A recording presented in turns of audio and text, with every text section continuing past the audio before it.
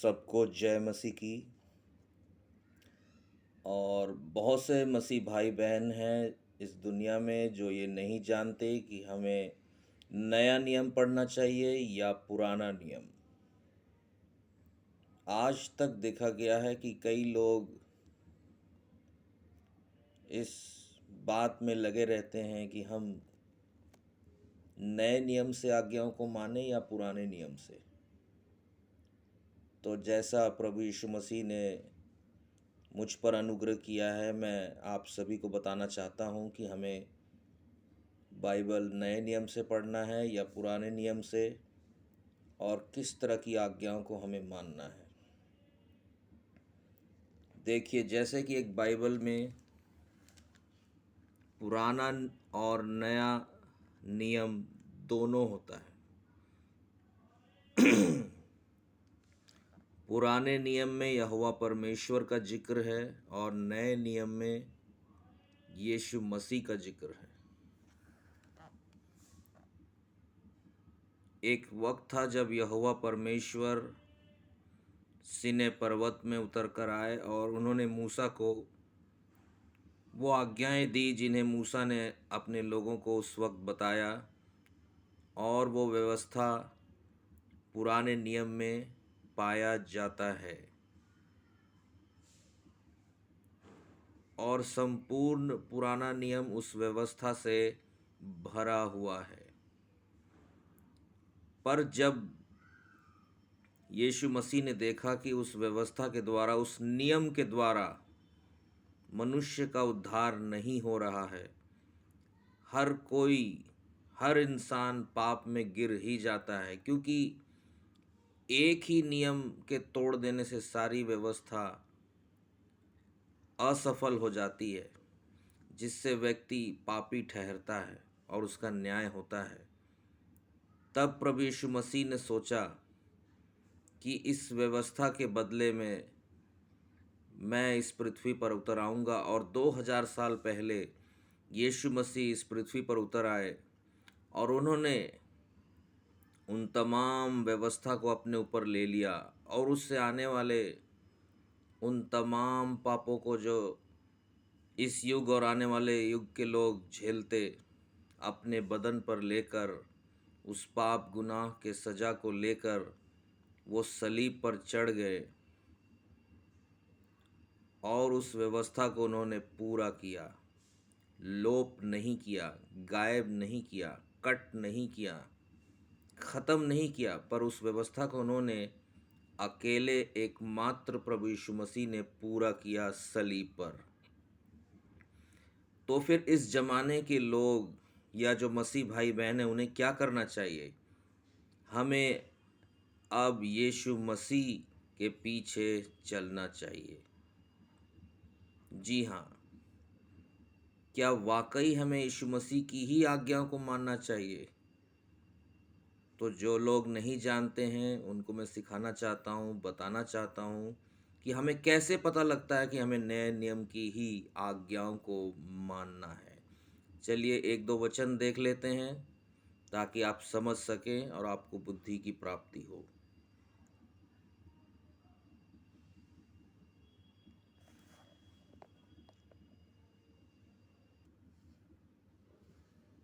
जी, लूका उसका 9वां अध्याय और उसके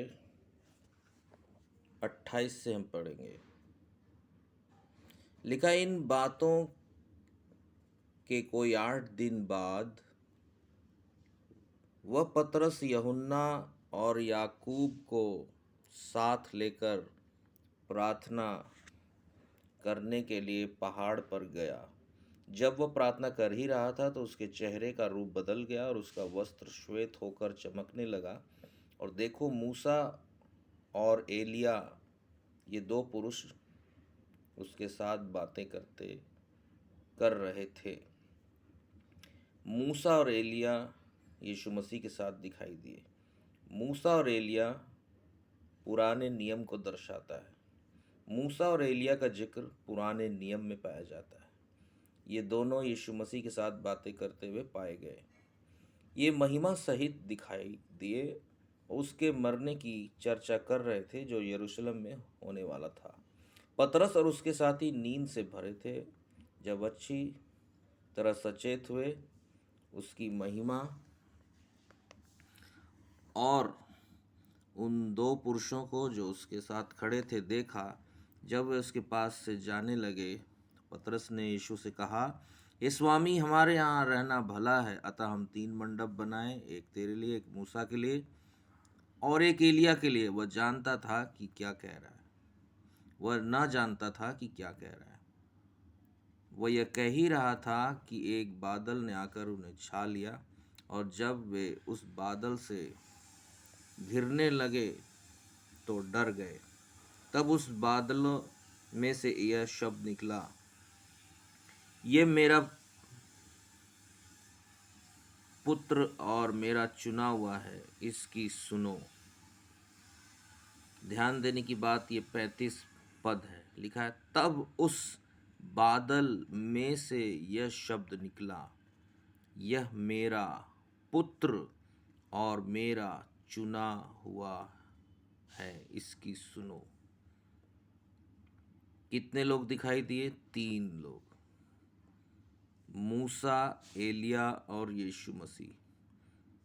लेकिन परमेश्वर ने कहा यीशु मसीह के बारे में कि ये मेरा पुत्र है, यह चुना हुआ है, इसकी सुनो। यानी कि मूसा और एलिया की बातें जो पुराने नियम में पाई जाती हैं, उसे ना करके यीशु मसीह की सुनो, यानी कि नए नियम की बातों में मन लगाओ।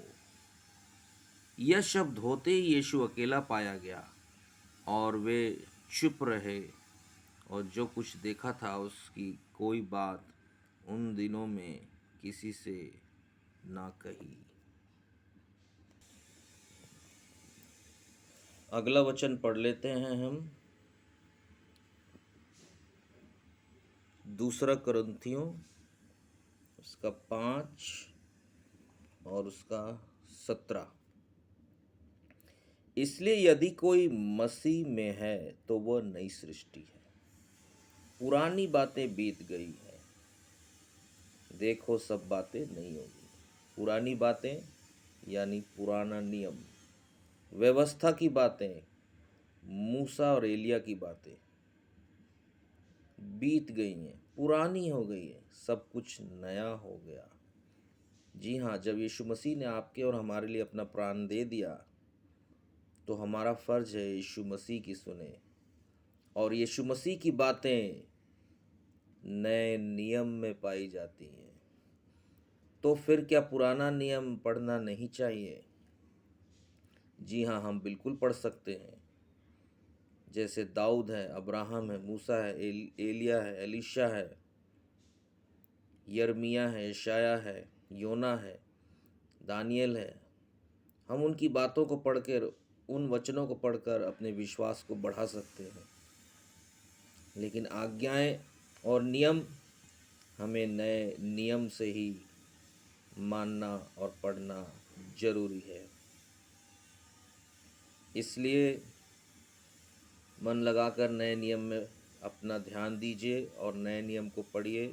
जैसे जैसे आप नए नियम को पढ़ते जाते हैं, एक नया व्यक्ति आपके अंदर निर्माण होता चला जाता है। एक वचन और देख लेते हैं ताकि पूरी तरह से ये क्लैरिफाई हो जाए कि हमें नया नियम ही पढ़ना चाहिए। आइए पढ़ते हैं हम 2 कुरिन्थियों का 3 अध्याय और उसके 12 से लेकर 16 तक।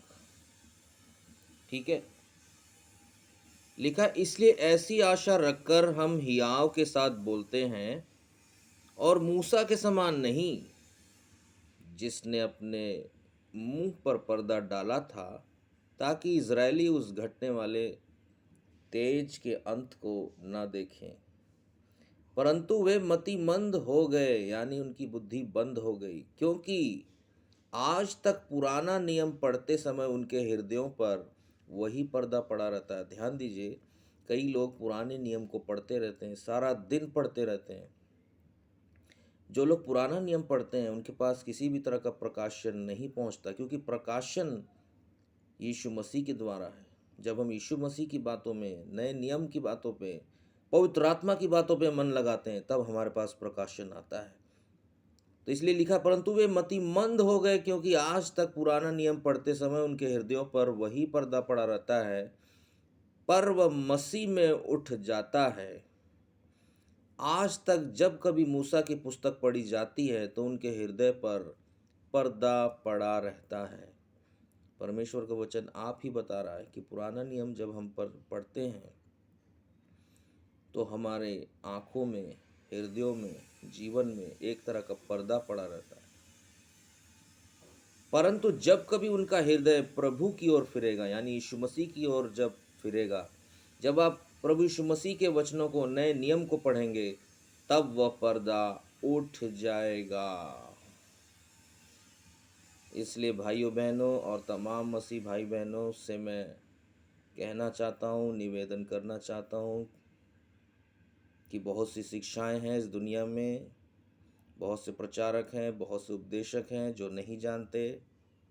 मैंने आपको वचन से सब कुछ दिखा दिया, पढ़ा दिया। प्रभु यीशु मसीह में हम नई सृष्टि हैं, इसलिए नए नियम में मन लगाना जरूरी है। आकाश के नीचे और पृथ्वी के ऊपर कोई दूसरा नाम नहीं दिया गया जिसके द्वारा हमारा उद्धार हो, और वो नाम है यीशु मसीह। और यीशु मसीह का जिक्र नए नियम में पाया जाता है। मैं विश्वास करता हूँ और आशा करता हूँ कि पवित्र आत्मा ने आपकी आंखें और हृदय खोल दिया होगा। प्रभु आप सभी को बहुत आयत से आशीष दे, यीशु मसीह के नाम से। आमीन, आमीन, आमीन।